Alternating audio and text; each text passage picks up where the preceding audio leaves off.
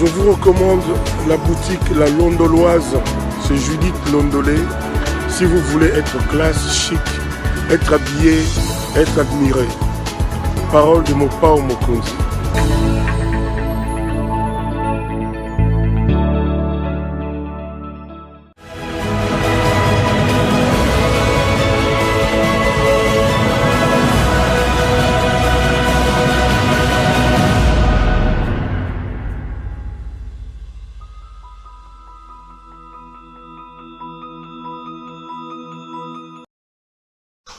Madame, Messieurs, bonjour et bienvenue à ce nouveau numéro de l'émission Décrit Info, ce magazine d'analyse d'actualité politique, sociale, économique et même juridique qu'on a lancé ici chez nous à CPL Télévision. On prend des questions très importantes qui retiennent l'actualité dans plusieurs domaines.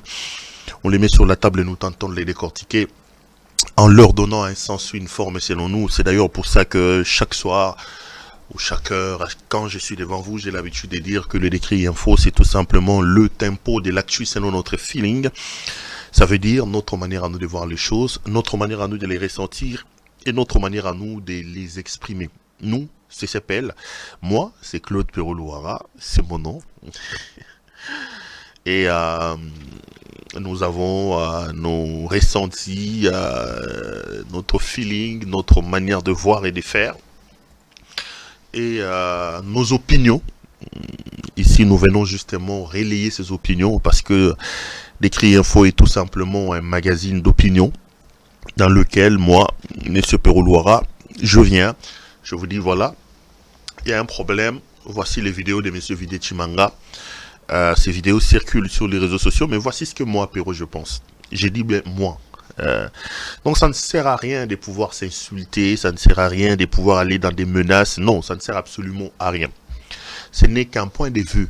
Et moi-même, j'ai toujours pris les réserves d'usage. À chaque fois que je commence cette émission, j'ai l'habitude de vous répéter que ce que j'ai dit ici n'est pas du tout une parole d'évangile. J'expose mes propos étant pris de vos critiques parce que moi je suis foncièrement démocrate et je crois que du choc d'idées, la lumière, alors la vraie lumière finit toujours par jaillir. Donc ça ne sert à rien qu'on s'insulte, chers frères. Cette propension, cette tendance à vouloir s'engouffrer dans les sillons des insultes qui... Ça me gêne, moi ça me met un peu très mal à l'aise. Je pense que nous pouvons avoir nos contradictions, nous pouvons avoir nos divergences en termes de perception politique, mais cela ne doit absolument pas nous amener à pouvoir nous insulter. J'ai toujours lancé un défi parce que quand je dis ça, les gens disent « Oh, yo, fin à président de la République ». Je dis non. Toujours lancer un défi à qui voudrait bien me contredire, de pouvoir m'amener une seule vidéo dans laquelle moi je suis en train d'insulter le président de la République. Il n'y en aura pas. Je n'ai jamais dit président de la République, Azama Tamaminene, Azamou Nene, Azamou Kie, Azamou Laï, Azamou Koussé. Non, je n'ai jamais dit ça. Je n'ai jamais dit que le président... Non. J'ai dit que le président de la République était un incompétent. Ça, c'est pas une insulte. Là, je peux le démontrer et je peux bien vraiment le démontrer. Mr. Jason, il y a quelqu'un... Is there somebody? J'ai le retour de la télévision qui parle de l'autre côté du bureau, ça me déconcentre un peu. Si on peut carrément le calmer. Donc, je disais que les insultes que nous avons introduites dans le débat politique, ça me dérange un tout petit peu. Voilà. Je suis donc venu aujourd'hui pour que nous ayons un autre épisode de ce numéro, votre magazine Décrit Info. Après Décrit Info, tout à l'heure à 21h, j'espère que mes équipes vont tenir le rendez-vous. Hier, j'étais très heureux de pouvoir vous retrouver dans le cadre de Allo CPL. Vous étiez très nombreux, justement, très nombreux à être là avec nous, à discuter avec nous. Après 2 semaines pratiquement d'absence, on se retrouvait en famille. Je retrouvais des gens que je connais dans le cadre d'Allo CPL, des téléspectateurs très fidèles. et j'étais très heureux. J'espère qu'aujourd'hui, encore à 21h, on se retrouvera dans le cadre d'Allo CPL. Hier, on a parlé de l'affaire Didier Tshimanga. Aujourd'hui, je pense qu'on reviendra sur le discours du président de la République du haut de la tribune des Nations Unies et la rencontre qu'il a eue avec Paul Kagame. Moi, j'ai tenté aujourd'hui de donner mon point de vue parce qu'ici, c'est mon point de vue, mais Allo CPL, c'est vous qui faites l'actualité et c'est vos points de vue. Donc, moi, ici, je vais tenter aussi d'épiloguer autour de cette question-là. Ça sera vraiment mon ressenti à moi. Mais le soir, je serai en direct avec vous pour, à ce moment-là, vous ouvrir aussi les micros pour que vous aussi, vous ayez la possibilité de pouvoir commenter l'actualité et de donner votre point de vue. Deux, trois choses avant de commencer cette émission. Si vous êtes un habitué de l'émission, vous savez de quoi je vais parler. La première des choses, je vais vraiment la main sur le cœur vous demander de pouvoir vous abonner sur notre chaîne. Nous, c'est CPL Télévision. En montant sur ce plateau, je regardais, nous étions à 86 200 abonnés. J'aime bien vous faire un rapport pour que vous ayez la température de comment ça se passe. S'il vous plaît, regardez la personne qui est à gauche ou à droite.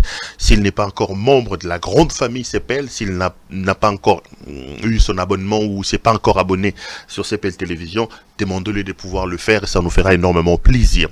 La deuxième des choses que je voudrais vous demander, ça aussi c'est la main sur le cœur, c'est que vous puissiez aimer la vidéo, liker la vidéo que vous êtes en train de regarder. Ça aussi c'est un petit geste, mais c'est un geste extrêmement important, un geste qui nous permet tout simplement de nous mettre à l'abri de certaines actions de malfaisance, des gens qui n'aiment pas les vérités que nous disons ici. Donc likez la vidéo et partagez-la. Ça nous fait énormément du bien. Et puis troisièmement, je voudrais vraiment vous demander d'appeler notre amie Judith Londolé Betoko Lilo Betokos. Quelqu'un m'a appelé pour me dire Betoko Lilo Laxani, Betoko c'est Laxani. Ça me vient comme ça, bah, j'aime bien. Elle s'appelle Judith Londolé Betoko. Bon, moi j'ai voulu un peu, mettre un peu de mien. N'oubliez pas que je suis quinois. Moi je suis quinois. Je suis quinois, j'ai grandi à Bandal. Je suis pas né à Bandal, j'ai grandi à Bandal. Je suis arrivé à Bandal, j'avais 12-13 ans. J'ai grandi à Bandal. Ma vie, je l'ai fait à Bandal. Donc, je peux dire que j'ai un peu la culture à Bandal, si on peut le dire comme ça. Donc, j'ai grandi à Bandal. Donc, de temps en temps, qui m'en a Bandal et donc, c'est comme ça que elle s'appelle Judith Londolé Betoko. Moi, j'aime bien ajouter Betoko, Betokos, Betoko Lilo. Mola Tsiki Toko, Bilamba Kitoko, Yemo Kitoko. C'est notre partenaire très très privilégié. Elle a une boutique d'habillement. Homme, elle vend des vestes et des chaussures, de cravates, de chemises, de montres, si ça vous plaît, des choses comme ça. N'hésitez pas à appeler Judith Londolé Betoko, commander, offrez à votre mari, à votre soeur, à votre frère plutôt, à votre beau-père, des choses comme ça. Et vous avez une seule adresse, c'est donc chez notre ami Judith Londolé Betoko. Son numéro s'affiche au début de cette émission dans les spots publicitaires que vous avez vus, mais aussi à la fin. Commandez partout où vous êtes à travers le monde. Elle peut s'organiser pour vous envoyer vos colis. Et croyez-moi, c'est du lourd et c'est du sérieux. Judith Londolé Betoko, Betoko Lilo, Betokos. Moulati Kitoko, Bilamba Kitoko, Yemoro Kitoko. Donc on a bâti les Betokos, Babilo Kitoko. Il faut tout renégocier contrat, Judith. Il faut tout renégocier contrat. Pour na bâti seulement ma futa. Et il y a une publicité, na bâti ma futa na fouli sous comme mono makas. Fouli comme Betokos na Betokoli le sous makas. Non, c'était juste pour rire. Les amis, aujourd'hui, je suis venu pour qu'on parle de ces problèmes des clans qui gangrènent d'une certaine manière la gestion du pays et ces problèmes des clans qui posent énormément de problèmes aujourd'hui au niveau les plus élevés. J'aborderai aussi les suites du discours du président de la République sur la tribune des Nations Unies avec la rencontre qu'ils ont eue le soir avec monsieur Emmanuel Macron. Je donnerai mon point de vue là-dessus et à la fin de l'émission vous connaissez que vous aussi vous pouvez avoir la possibilité de donner vos points de vue en m'appelant, pas en direct. Moi j'ai dit toujours que les débats peuvent se poursuivre dans le couloir, donc je suis prêt à discuter avec n'importe qui, mais en 3 minutes avant de commencer cette émission, permettez-moi chers frères de vous rappeler tout simplement que dans l'est de votre pays vous avez des situations très compliquées. aujourd'hui, nous parlons du discours du président Tshisekedi du haut de la tribune des Nations Unies. Ce discours-là, quand vous regardez, il a essentiellement tourné autour des questions liées notamment à la sécurité du pays, qui est aujourd'hui très très volatile. Je voudrais ici vous demander à vous tous, vous informer, vous rappeler que votre pays connaît des situations très compliquées dans sa partie Est. Moi, j'avais demandé à tous mes téléspectateurs, à tous les internautes et à tous ceux qui me regardent de pouvoir réfléchir chacun à ce qui le concerne, sur ce qu'il peut faire pour son pays. Je reste convaincu, comme ce président américain qui à un moment donné avait dit, ne vous posez pas la question de savoir ce que le pays fait pour vous, mais à un moment donné, vous devez plutôt vous poser la question de ce que vous faites pour les pays. Je trouve que cette citation est assez révélatrice parce que en réalité, l'État, le pays n'est que une abstraction, je veux dire, une illustration, une image. L'État en soi n'existe pas. L'État est ce que nous voulons qu'il soit. Si nous mettons en place des principes, des règles que tout le monde respecte, derrière lesquelles s'insère tout le monde, on les trace comme des sillons dans lesquels tout le monde s'engouffre, quel que soit son âge, quelle que soit sa position, son positionnement dans la société, quelle que soit sa catégorie, nous aurons un État fort. Et la force de l'État ne dépendra que de ce que nous ferons. C'est comme ça que j'ai toujours dit à certaines personnes quand ils disent Mbokao Kufa, Mbokao Totekango, j'ai dit ça c'est tout simplement être malhonnête.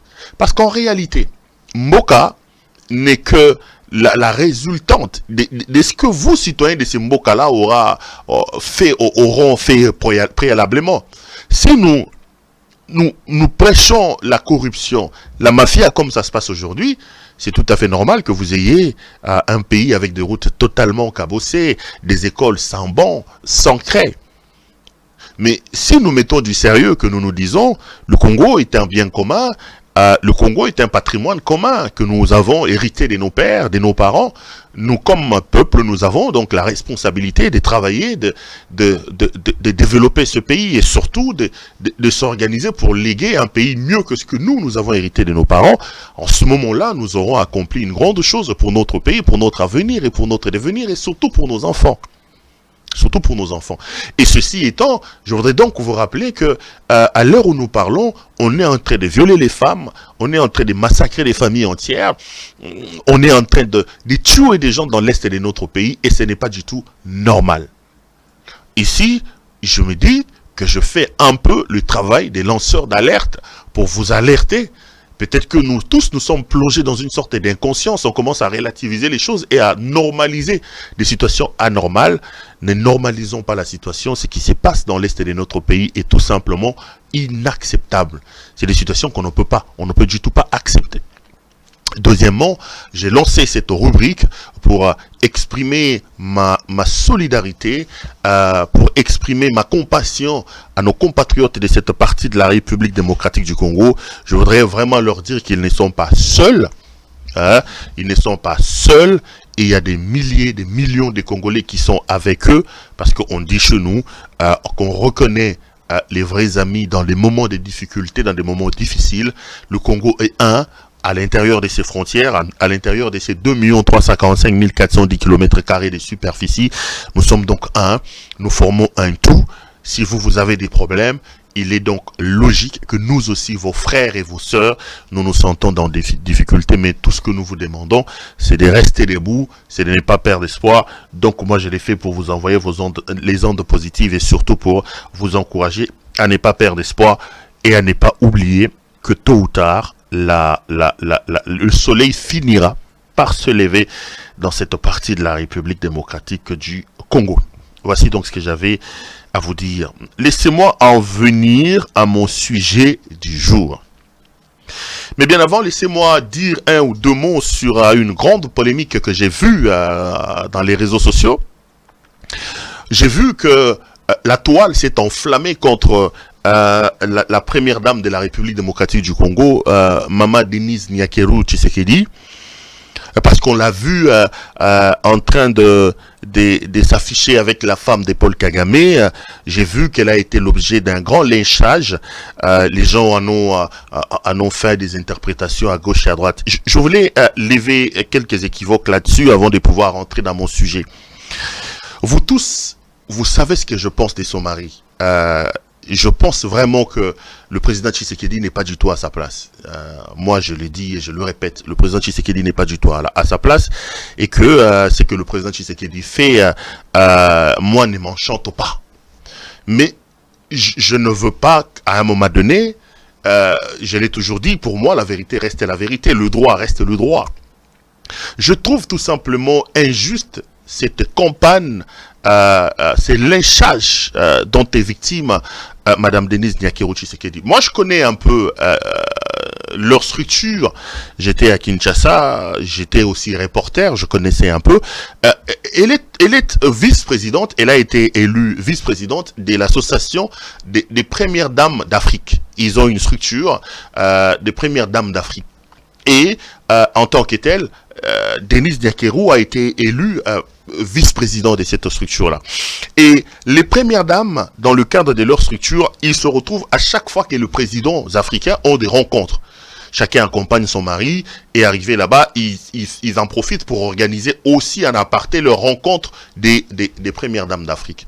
Et je pense que c'est dans ce cadre-là que Denise Nyakero se retrouvait à New York, dans cette salle-là. Mais là, on lui dit qu'elle s'est affichée avec la femme de Paul Kagame. Non, mais la femme de Paul Kagame, les informations à ma disposition indiquent qu'elle est membre du comité directeur. Elle est membre du directoire de l'association des femmes, des premières dames d'Afrique. Et Denise Nyakero est vice-présidente. Et j'ai vu que la première dame de la République démocratique du Congo avait même un discours à tenir là-dessus. Bon, moi, je vois les gens en train de l'attaquer. Je me dis, qu'est-ce qu'elle devait faire? Est-ce que, quand elle est rentrée dans cette salle-là, dans sa posture de vice-président, ayant une adresse à faire avec ses... Est-ce qu'on peut les appeler les homologues? Oui, avec ses sœurs, première dame, devait-elle faire un scandale en disant que je n'entre pas dans la salle, il faut chasser la femme de Paul Kagame? Non, je ne crois pas. Je ne crois pas. Il y en a qui disent que est-ce qu'il devait s'afficher avec la femme de Paul Kagame? Mais c'est dans le cadre d'une structure dont elle est vice-président. Non, je pense que on peut se concentrer sur l'essentiel. Pour moi, l'essentiel, c'est la gouvernance de son mari qui pose problème. Ça, je suis totalement d'accord. Pour moi, l'essentiel, c'est le régime du président Tshisekedi qui démontre les signes d'insuffisance, d'essoufflement et des limites assez éloquentes quant à la gouvernance et à la gestion de la République. Ça, je suis totalement d'accord. Mais sur ce cas-là, je ne suis pas du tout d'accord que Denise Nyakero se fasse lyncher comme j'ai vu. Donc pour moi, elle se retrouvait là dans le cadre de cette association-là. Je ne vois pas qu'est-ce qu'elle a fait de mal pour qu'elle soit aussi exposée à des lynchages comme ça. Et le vice-président de ces structures-là, elle n'avait pas à créer un scandale en disant à la femme de Paul Kagame quittez la salle. Non, pas du tout. Et surtout que la structure des premières dames d'Afrique est une structure apolitique. Logiquement, ils ne s'intéressent pas à ce que leurs maris font dans la gouvernance et dans la gestion de leur pays, ce que leurs maris font dans la vie politique de chaque État. Non, c'est une structure qui est totalement apolitique. Donc, elle est venue dans la peau d'apolitique, elle est venue dans la peau de la vice-présidente de cette structure-là, et elle se retrouvait dans une même table avec la femme de Paul Kagame, parce qu'elle aussi, elle est membre du directoire. Donc, je pense vraiment que cette polémique-là, à mon point de vue, était inutile. Laissez-moi en venir, mais non, à mon sujet du jour. C'était hier, oui, je suis largement revenu sur le discours qu'a tenu le président de la République démocratique du Congo, Félix Antoine Tshisekedi Tshilombo, du haut de la tribune des Nations Unies. Sur Sur ce point-là, si vous m'avez suivi, je vais juste faire un récap avant d'entrer en profondeur sur ce que je veux dire, parce que l'actualité dans ce domaine a évolué. Aujourd'hui, l'actualité, c'est plutôt la rencontre que le président Tshisekedi a eue avec Paul Kagame sous les auspices ou sous la médiation du président français, M. Emmanuel Macron. Hier, j'ai dit ceci, le discours du président Tshisekedi, il y a des quelques rares aspects positifs. J'en ai épinglé deux. C'est mon point de vue. Ici, je suis en train de relayer mon point de vue. Sur les deux aspects positifs du discours, j'ai parlé d'abord de la forme. Je remarquais que le président était dans son discours. Le président était... c'était un discours qui le rendait bien. La posture, elle était bonne. Et le ton... martial quand il faut l'être, notamment quand il évoque le Rwanda, quand il parle de ceci, le ton adopté par rapport à ces discours-là était un ton martial et moi j'ai beaucoup aimé. La deuxième chose que j'ai aimé et j'ai salué, c'était le courage du président de la République, Félix-Antoine Tshisekedi, sur le fait que j'ai vu que dans cette circonstance-là, sur une tribune aussi prestigieuse que la tribune des Nations Unies, M. Tshisekedi a quand même pris son courage pour identifier clairement le mal du Congo en ce moment ici.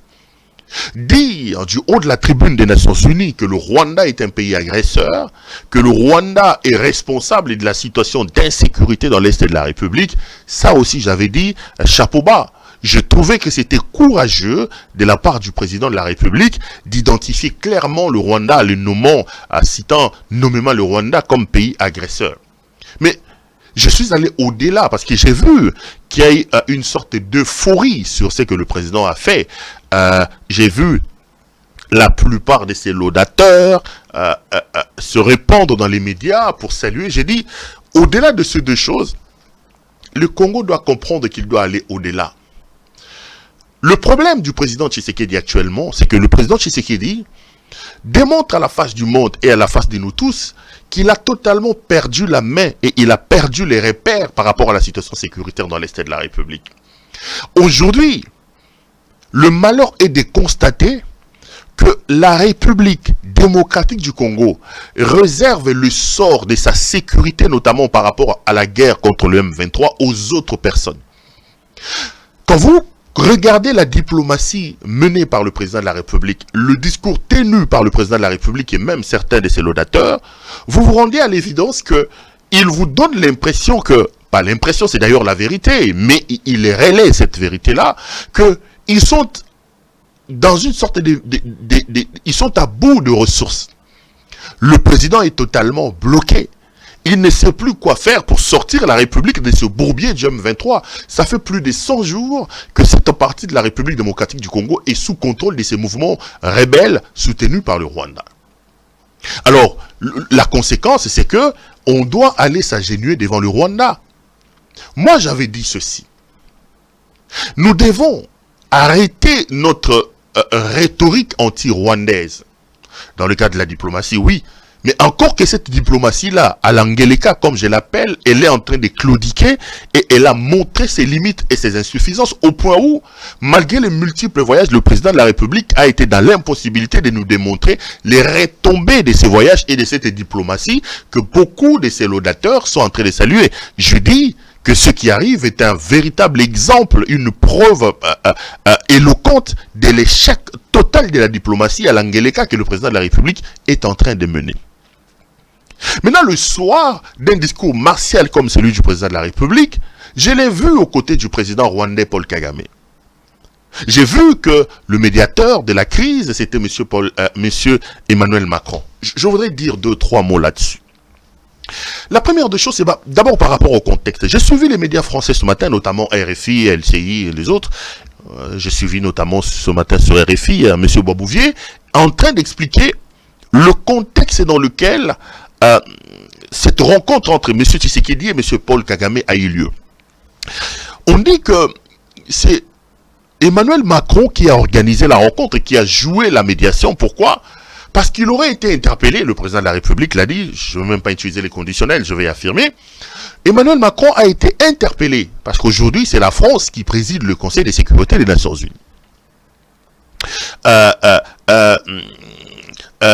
Emmanuel Macron a été interpellé, étant donné que son pays est à la présidence de l'Assemblée ou du Conseil de l'Assemblée générale des Nations Unies. Il a été interpellé par le président Tshisekedi lorsqu'il a parlé de la situation sécuritaire dans l'Est de la République et qu'il a dit que la présidence de l'ONU qui conduit aujourd'hui cet organe des Nations Unies doit s'organiser pour distribuer un rapport. Le rapport, c'est celui des experts des Nations Unies qui sont descendus sur terrain et qui ont relevé effectivement que le M23 avait le soutien militaire et le soutien en troupes du Rwanda. Et ce rapport a été rendu public, mais jusqu'aujourd'hui, et au niveau des Nations Unies, le rapport n'a pas été distribué et aucune réunion n'a été convoquée pour justement tabler sur ce rapport-là. Pour ceux qui doutent encore de l'inefficacité de la diplomatie du président Tshisekedi, voici une autre preuve que le président Tshisekedi fait du tourisme d'État au sommet de l'État avec ses multiples voyages, mais le président de la République ne fait pas de la diplomatie. Parce que vous avez une guerre d'agression, et cette agression est prouvée, avérée par des experts crédibles et indépendants des Nations Unies, qui ont établi un rapport attestant que le M23 bénéficie d'un soutien militaire, un soutien en armement et même en hommes de troupes de la part du Rwanda. Mais nous sommes incapables, avec notre diplomatie, de pouvoir faire que ces rapports soient distribués au niveau du Conseil et qu'une rencontre soit convoquée pour que le Conseil puisse établir sur ces rapports-là. Ça, c'est une autre preuve que M. Tshisekedi ne comprend pas les enjeux, que M. Tshisekedi n'a pas le contrôle et que M. Tshisekedi ne nous apporte pas une diplomatie agissante comme il les laisse entendre. Regardez la manière dont il est en train de conduire la guerre. Et là, le président, comme il aime bien des rencontres n'importe comment, il venait encore de se faire flouer par Emmanuel Macron. La France est en train d'expliquer que elle a convoqué cette rencontre après avoir été interpellé par le président Tshisekedi qui appelait la France, qui préside aujourd'hui les Nations Unies, à pouvoir distribuer ce rapport et à convoquer le Conseil de sécurité pour tabler sur cela. Et la France s'est fait passer comme un pays qui a écouté l'appel du Congo et qui a organisé une rencontre entre le président Paul Kagame et le président Tshisekedi. Mais qu'est-ce qui ressort de ces rencontres-là ou de cette énième rencontre à laquelle le président Tshisekedi a assisté avec son homologue rwandais? Absolument rien du tout. J'ai vu les communiqués ou plutôt le compte rendu de la rencontre. Qu'est-ce qu'on dit? On appelle le M23 à cesser toute hostilité et à se désengager ou plutôt à se retirer de Bunagana. Ça, ce n'est pas le premier appel. Dans ces voyages à la Magellan, où il voyage n'importe comment, partout le président Tshisekedi part. On dit la même chose. Le président est allé en Angola ici rencontrer le président Joao Lourenço. Le président a rencontré aussi Paul Kagame là-bas. Au terme de cette rencontre-là, parce que l'Angola a été désigné par le pays de la sous-région, de la communauté des pays des États de l'Afrique de l'Est, comme étant le médiateur entre Kagame et Tshisekedi, au terme de cette rencontre, c'était le même discours qui était tenu. L'Angola, ou le médiateur angolais, dans le communiqué final, ils ont appelé les M23 à cesser toute hostilité et à se retirer des zones occupées. Ils ont demandé la lutte des forces négatives dans l'Est de la République, notamment les mouvements négatifs et les FDLR. Nulle part, partout le président de la République part, le Rwanda est écorné. Et ça a été exactement la même chose hier encore dans leur rencontre avec M. Emmanuel Macron. Ils ont pris le même discours, sans relief, la même rhétorique qu'on nous balance depuis que Tshisekedi est en train de se promener et de voyager comme un touriste. La rencontre Kagame et Tshisekedi sous les auspices de M. Macron hier n'a fait évoluer les choses en rien. C'est une unième rencontre inutile, comme M. Tshisekedi a le secret des voyages inutiles. Parce qu'en réalité, poser la question à ces Tshisekediistes, à ces laudateurs, à ces gens qui criaient partout la diplomatie agissante. En quoi la tripartite d'hier entre Emmanuel Macron, Paul Kagame et Félix Antoine Tshisekedi a fait avancer les choses? Même pas d'un seul iota. Au contraire, ça a encore un peu édulcoré la rigueur et la vigueur du discours que moi j'ai qualifié courageux que le président Tshisekedi a tenu du haut de la tribune des Nations Unies. On ne peut pas sortir d'un discours aussi présenté comme étant magistral par ses partisans, comme étant dur, pour aller se retrouver en tête-à-tête avec l'homme qu'on accuse, et qu'au terme de ces tête-à-tête-là, vous affichez ensemble sans pour autant avoir des résultats. Donc, la rencontre d'hier ne nous a même pas fait avancer d'un petit pas. Ça, c'était notre échec patent de la diplomatie à l'Angeleka de M. Tshisekedi.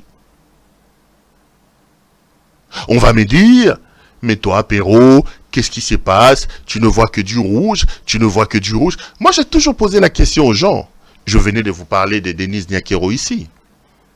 Denise Nyakero, première dame de la République démocratique du Congo, et la femme de M. Félix Antoine Tshisekedi Tshilombo. Je suis contre les lynchages médiatiques dont elle a été victime. Ça, vous n'allez pas voir ça. Vous qui me critiquez, non, tu fais une fixation sur M. Tshisekedi, tout ça, non.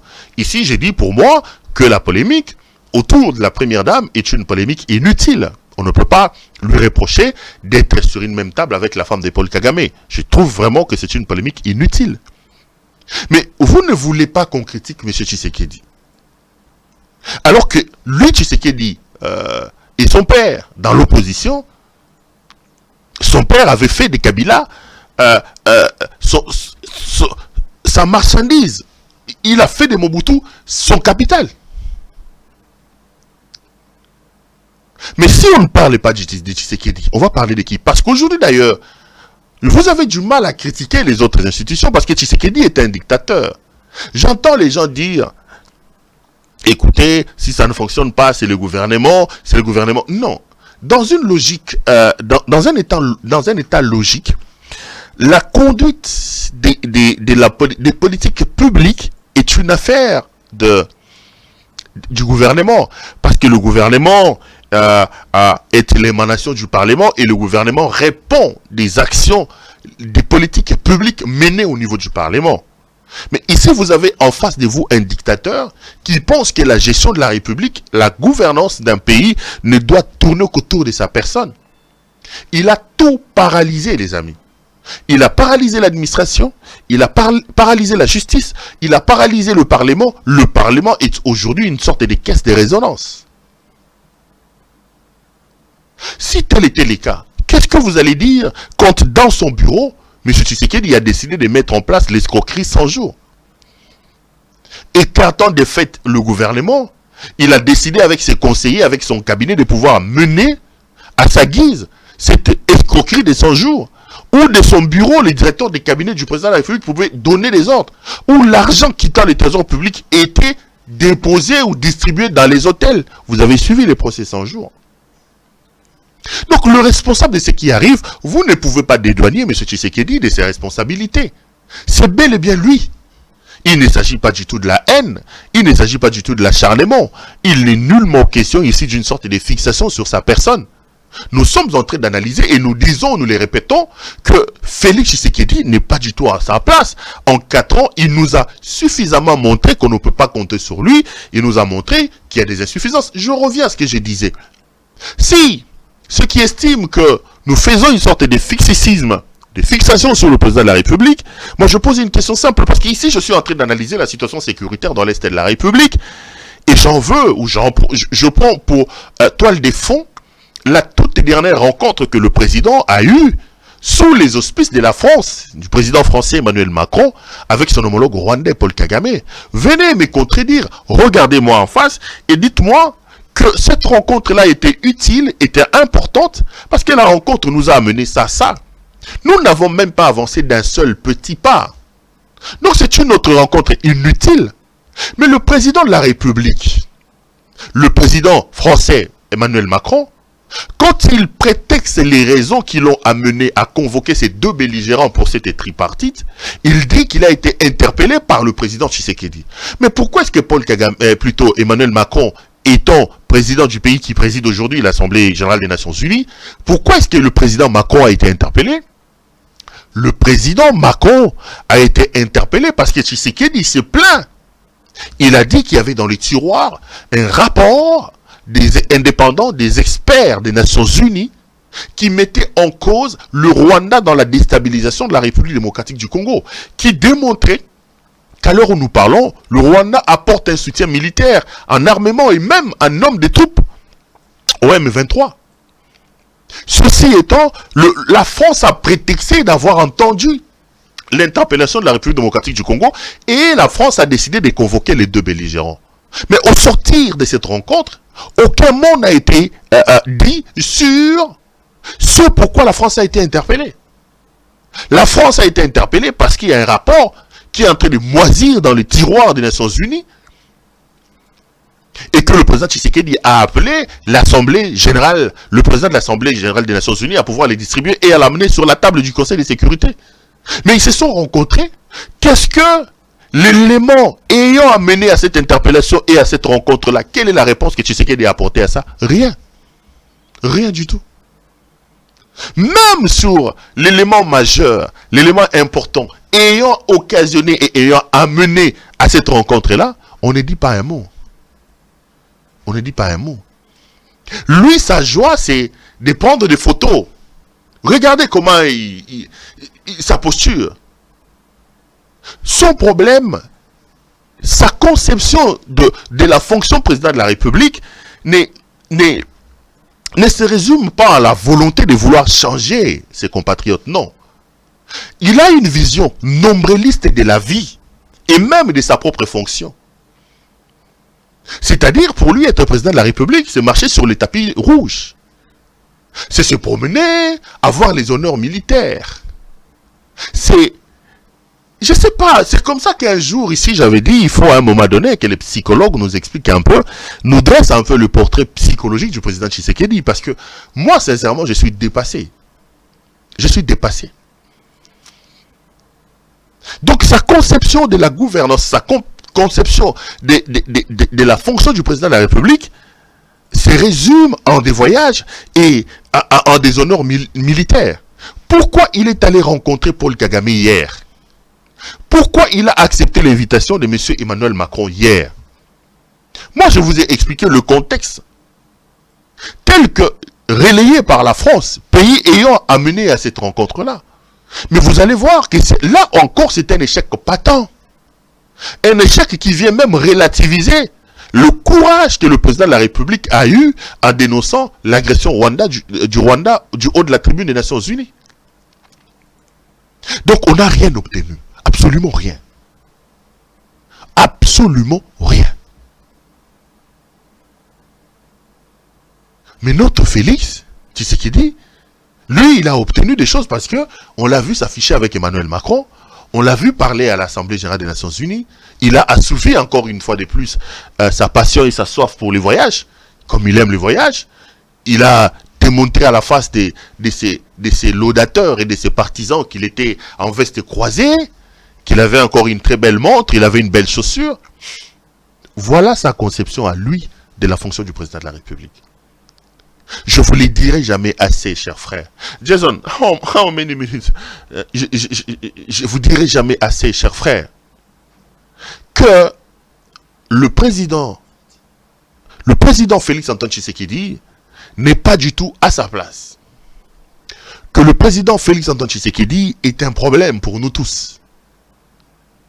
Je n'arrêterai jamais de vous rappeler qu'aussi longtemps que nous aurons Félix Antoine Tshisekedi comme président de la République, nous allons nous mettre en insécurité et en danger. Nous, nos enfants, notre avenir et notre devenir. Parce que M. Tshisekedi n'a aucune vision. M. Tshisekedi n'a aucune ligne. M. Tshisekedi a une perception de la gouvernance et de la conduite des affaires de l'État qui tourne autour de sa personne, autour de son autosatisfaction. C'est comme ça qu'il ne s'empêche pas de piller et de détourner. Parce qu'il pense que le pouvoir, c'est pour soi-même, que le pouvoir, c'est pour s'enrichir, que le pouvoir, c'est... Voilà. Je répète ici que notre responsabilité, c'est nous, comme peuple, victimes des actes irréfléchis, victimes de la gouvernance à tâtons de M. Félix-Antoine Tshisekedi. Notre responsabilité, c'est de nous mettre debout, de se dresser contre lui et contre son régime qui nous pose énormément de problèmes. Je voulais aborder un autre point, c'était le point des clans que j'avais prévu, mais là, je suis en train de voir qu'on est en train de me signaler que peut-être qu'il y a un petit souci, je ne sais pas moi. Bon, on va arrêter là. On a quand même fait plus de 40 minutes. Prenez rendez-vous avec moi demain. Demain, je reviendrai sur l'affaire Vidi Tshimanga, parce qu'il y en a qui estiment que c'est un problème des clans, que c'est les clans... c'est le clan, comment il s'appelle, Fortuna Bisselele qui serait derrière le coup. Hier, dans l'OCPL, j'ai été assez gentil, assez courtois, parce qu'il y a je crois que c'était un proche de M. Vidi Tshimanga, même s'il n'a pas voulu se présenter, qui m'a appelé. Je lui ai laissé 25 minutes. On en a discuté un peu. Il a donné son point de vue et il a dit que pour lui, c'est un problème des clans. Il dit, comment vous pouvez expliquer que M. Vital Kamerhe, M. François Béat et aujourd'hui M. Vidi Tshimanga tombe. Il y a un clan autour du président de la République qui s'organise pour faire tomber un autre clan. Les guerres des clans, il explique ça comme ça. Il dit que Vidi était un homme honnête. Ceux qui ont suivi l'OCPL hier peuvent certainement s'en souvenir. Si vous ne l'avez pas suivi, l'émission est sur notre chaîne. Je voulais vraiment y revenir, mais bon, après, on est en train de me signaler là-bas, peut-être qu'il y a un petit souci. Donc, je suis dans l'obligation d'arrêter là, aujourd'hui. Prenez rendez-vous avec moi demain. Je reviendrai pour analyser ces problèmes, parce que les clans, il n'y en a pas seulement au Congo. Je tenterai de faire un peu la différence, parce que quand vous êtes par exemple en France, il y a, vous avez Chirac, il y avait aussi des clans. Il y avait un clan, d'un côté il y avait Nicolas Sarkozy, il y avait Dominique de Villepin, qui à un moment donné s'est regardé même comme des ennemis, alors qu'ils étaient tous dans un même gouvernement, ils servaient tous un président de la République. Il y en a comme ça. Les guerres des palais, il y en a partout, mais ce qui se passe, c'est que la nôtre, elle est tellement nauséabonde, et la nôtre, elle est alimentée par le manque de charisme, le manque de compétences du chef lui-même. Quand vous avez un chef qui a un grand charisme, qui a un leadership éclairé, il sait comprendre que c'est logique que dans la cour, qu'il y ait des clans, qu'il y ait des guerres. Mais sa responsabilité, c'est de ramener tout le monde de temps en temps sur la bonne voie et surtout de les aligner sur la vision. Et ici, vous avez un homme qui n'a aucune vision, qui n'a aucune idée, qui ne sait pas ce qu'il veut. Il ne sait même pas à un moment donné qu'il est président de la République. C'est pourquoi vous voyez qu'aujourd'hui, la République est gérée par des clans. Voilà. Voyons-nous demain.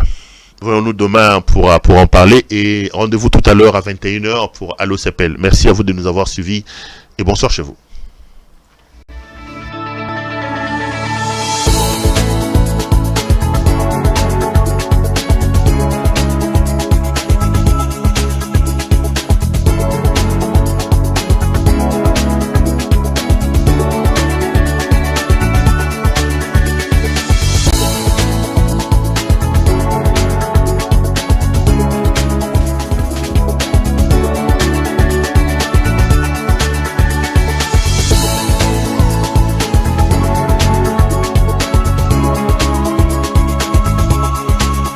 Je vous recommande la boutique La Londoloise, c'est Judith Londolé. Si vous voulez être classe, chic, être habillé, être admiré. Parole de Mopao Mokonzi.